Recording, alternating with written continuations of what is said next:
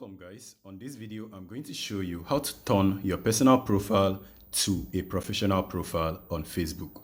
Now, what does a professional profile means, or what are their difference? Their difference is for a professional profile or a professional mode, you actually get people to follow you. You do not see people adding you as a friend.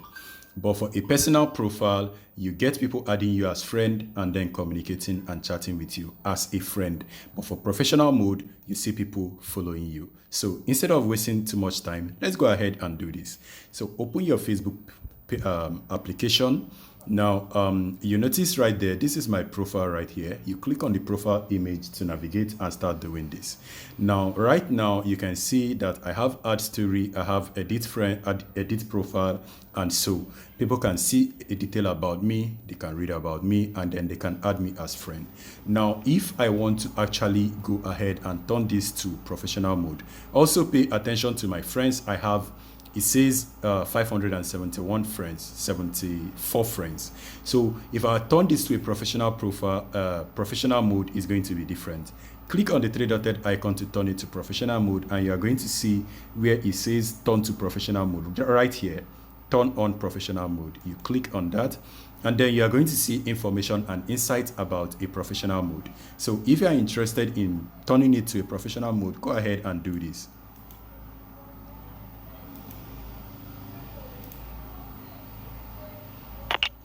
But for my case, I am going to click on turn on to turn it on to a professional mode. So it's going to give you more information about turning your personal profile to a professional mode. So read them very well. You can see all of this, read them very well. And if you are okay, you click next. If you are not okay, you can always click on back to back out. So next, and then it's going to show the next area. I am going to make this public, and then I'm going to do next. And it's going to review it. You can also read all of this. I am going to do confirm.